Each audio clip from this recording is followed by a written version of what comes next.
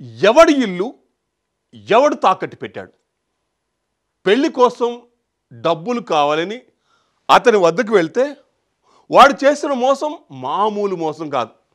దెబ్బకు ఆ ఇంటి అసలు ఓనర్కే దిమ్మ తిరిగిపోయింది. దెబ్బకు షాక్ అయ్యాడు. ఇంతకీ ఆ కిలాడిగాడు ఏం చేశాడు?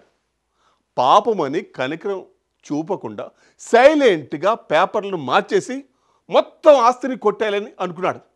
కట్ చేస్తే బ్యాంక్ మేనేజర్లు అక్కడ వస్తే కానీ అసలు విషయం తెలియలేదు.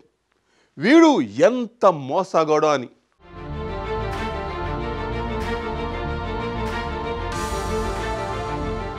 నిరుపేద కుటుంబానికి చెందిన నిరక్షరాస్యులను లక్ష్యంగా చేసుకుని వారిని మాయమాటలతో నమ్మించాడు. తీయని మాటలతో వారి ఇంటిని ఓ దళారీ తన భార్య పేరున రిజిస్ట్రేషన్ చేయించుకున్నాడు. దళారీ చేసిన మోసంతో ఓ కుటుంబం రోడ్డున పడ్డ ఘటన బేగంపేట పోలీస్ స్టేషన్ పరిధిలో చోటు చేసుకుంది. తమ తాతల కాలం నాటి ఇల్లు తమ పేరున లేదని, రుణం చెల్లించలేదని జప్తు కోసం బ్యాంకు అధికారులు రావడంతో మోసపోయామని గుర్తించిన కుటుంబ సభ్యులు ఆత్మహత్యాయత్నం చేశారు.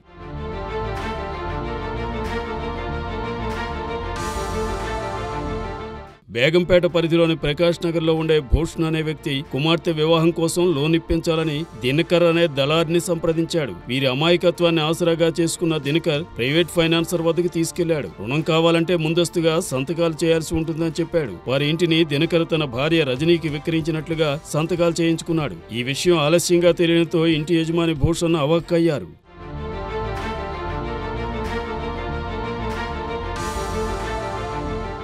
అక్రమంగా ఇల్లును రిజిస్ట్రేషన్ చేయించుకున్న అనంతరం దినకర్ హైదర్గూడ మహారాష్ట్ర బ్యాంకులో భూషణ్ ఇంటి పేరిట ₹1 కోటి రుణం తీసుకున్నాడు. తీసుకున్న రుణానికి ఈఎంఐలు చెల్లించకపోవడంతో బ్యాంక్ అధికారులు నిన్న మధ్యాహ్నం సమయంలో ఇంటిని జప్తు చేసేందుకు రావడంతో ఉద్రిక్త వాతావరణం నెలకొంది. తాము మోసపోయామని గ్రహించిన బాధిత కుటుంబంలోని భరత్, అనసూయ, భూషణ్లు ఒంటిపై డీజిల్ పోసుకుని ఆత్మహత్యాయత్నానికి పాల్పడ్డారు.